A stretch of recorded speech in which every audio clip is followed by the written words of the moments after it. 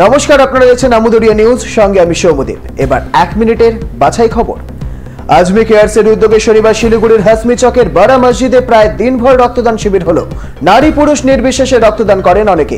সহযোগিতায় ছিল শিলিগুড়ি তরাই Lions blood bank, police প্রশাসনের প্রতিনিধিরাও ছিলেন। ইংল্যান্ডের বিরুদ্ধে ভারতীয় মহিলা ক্রিকেট দল ঘোষণা, শিলিগুড়ি রিচা ঘোষের নামও রয়েছে। শিলিগুড়িতে খুশির বাতাস। কোচবিহারের সাগরদিঘি এলাকায় স্কুলে ছাত্রছাত্রীদের সামনে রেখে প্রতিবাদী মিছিল হলো। দুদিন আগে কলকাতায় বিকাশ ভবনে শিক্ষাকর্মীদের উপরে লাঠি চালানোর প্রতিবাদে এই মিছিল করা হয়। সম্প্রতি ভারত পাকিস্তান সংঘাতের সময় নিহত জওয়ানদের প্রতি শ্রদ্ধা জানাতে ও পরিবারের প্রতি সমবেদনা জানিয়ে শান্তি মিছিল করল তৃণমূল কংগ্রেসের দার্জিলিং জেলার সমতল শাখা। ছিলেন মেয়র গৌতম দেব সহ অনেকেই। দিল্লি পুর কর্পোরেশনে 13 জন আপ কাউন্সিলর দল ছাড়লেন। তারা নতুন দল গড়বেন বলে জানিয়েছেন।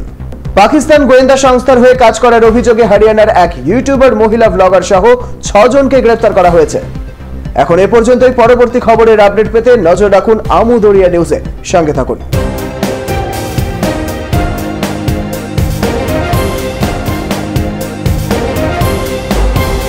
Amudoria News, voice of the marginal.